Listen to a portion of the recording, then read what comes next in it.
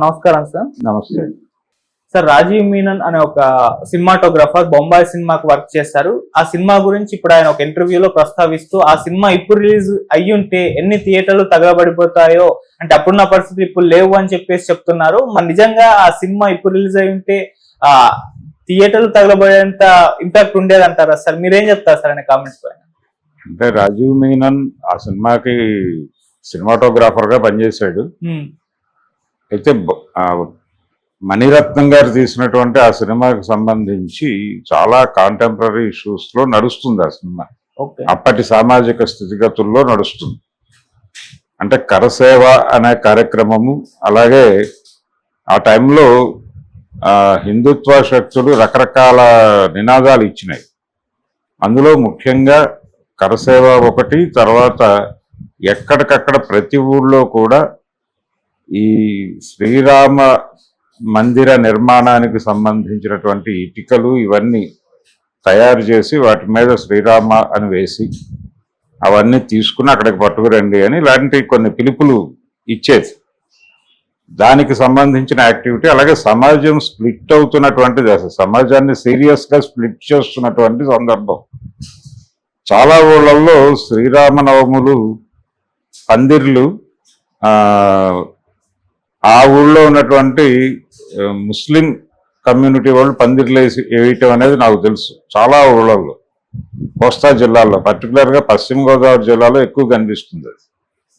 ఈ పందిర్లు వేయటము, ఈ వ్యవహారం అంతా వాళ్ళే చేసేవాళ్ళు.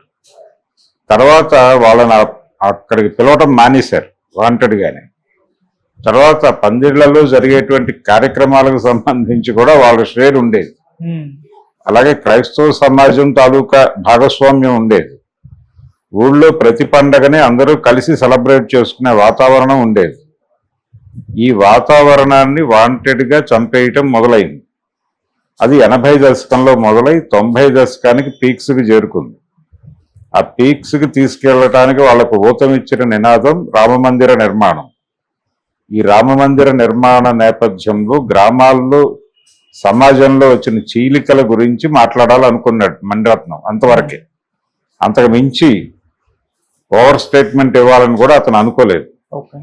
అందుకని ఒక ముస్లిం సమాజం నుంచి ఒక అమ్మాయిని, అలాగే హిందూ సమాజం నుంచి ఒక అబ్బాయిని తీసుకుని వాళ్ళ మధ్య ఒక ప్రేమ నడిపి, వాళ్ళ ఫాదర్స్ మధ్య అంతకుముందు సఖ్యత ఉండి వాళ్ళకి రామ జన్మభూమి సందర్భంగా ఘర్షణలు వస్తాయి. అది కూడా వీళ్ళు ఇచ్చినటువంటి ఈ నినాదాల నేపథ్యంలో ఈ కరసేవకులు వీళ్ళు చేసేటువంటి గందరగోళం మధ్య వీళ్ళ కుటుంబాల మధ్య కూడా వైరం నడుస్తుంది. అంటే ఒకళ్ళనొకళ్ళు నమ్మలేనటువంటి స్థితిని కల్పించారు. నమ్మకాలను పగలగొట్టేసినటువంటి సందర్భంలో వాళ్ళు ఆ పెళ్లికి అంగీకరించరు. ఫైనల్గా వాళ్ళు వెళ్ళిపోయి, అతను మీడియాలో పనిచేస్తూ ఉంటాడు ఆ హీరో క్యారెక్టర్. అక్కడ నుంచి బాంబే వెళ్తారు. బాంబేలో జరిగినటువంటి 93లో జరిగినటువంటి అల్లర్లని నేపథ్యంగా తీసుకుని ఈ అంటే గ్రాస్ రూట్ గ్రామం నుంచి మొదలైన గొడవ ఎలా సమాజం మొత్తాన్ని, దేశం మొత్తాన్ని ఎలా కుదుపుతోంది అనేది అక్కడ కంక్లూడ్ చేస్తాడు. కానీ కంక్లూడ్ చేసి దానిలో ఎవరెవరు రోల్ ప్లే చేశారు, దీనిలో రాజకీయాల పాత్ర ఏముంది అనేది కొంత చర్చించే ప్రయత్నం అయితే జరిగింది. కానీ సీరియస్గా ఆయన ప్రధాన చోదక శక్తులు ఏమిటి, దీన్ని డ్రైవ్ చేస్తున్నది ఏమిటి, మెజారిటీ మతంలో అభద్రతని పోగు చేస్తున్నది ఎవరు, మెజారిటీ మతంలో అభద్రత పోగుపడటం వల్లనే సమాజంలో మత కల్లోలాలు జరుగుతాయి. ఎప్పుడైతే మెజారిటీ మతంలో అభద్రత మొదలైందో మైనారిటీల్లో కూడా అంతకంటే దాన్ని మించిన స్థాయిలో అభద్రత పోగుబడిపోయిన తర్వాత వాళ్ళిద్దరూ ఒకరినొకరు నమ్మటం మానేస్తారు. ఎప్పుడైతే నమ్మకాలు పోయాయో ప్రతిదీ ఇష్యూగా కనిపిస్తుంది, కొట్టుకుంటారు అనివార్యంగా.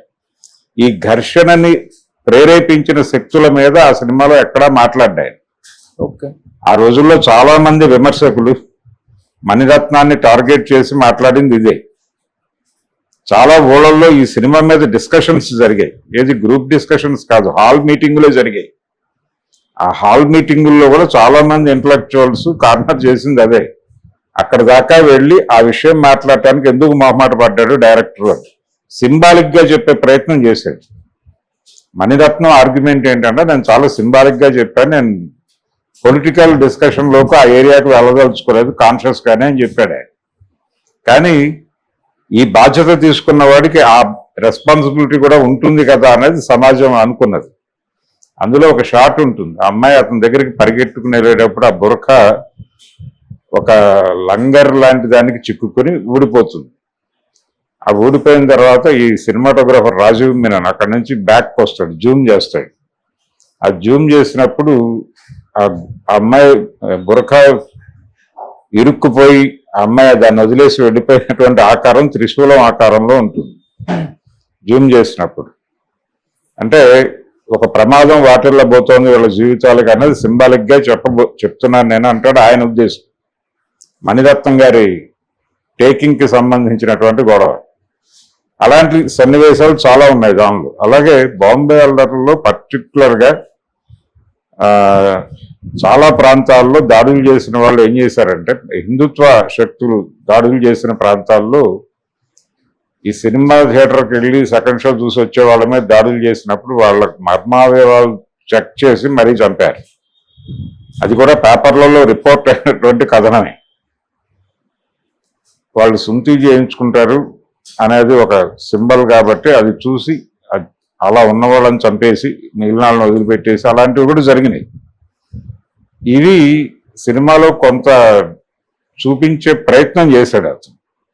అప్పటికి అది అంటే అతను ఒక గాంధీయన్ లైన్ లో మాట్లాడుతున్నట్టుగా ఒక రకంగా మత సామరస్యాన్ని బోధించే చిత్రంగా ఈ సినిమా ఉండాలి అని అనుకున్నాడు. కానీ మత సామరస్యం బోధించటం ద్వారా సమాజాన్ని గాడిలో పెట్టేటువంటి పరిస్థితిలో అప్పుడు సమాజం లేదు.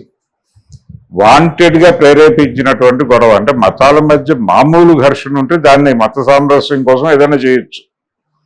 కానీ వాంటెడ్ గానే ఈ స్ప్లిట్ తీసుకొచ్చారు. మత సామరస్యం ఉన్న సమాజాన్ని కలుషితం చేసిన శక్తులు ఏమిటి అనేది మాట్లాడాలి కదా.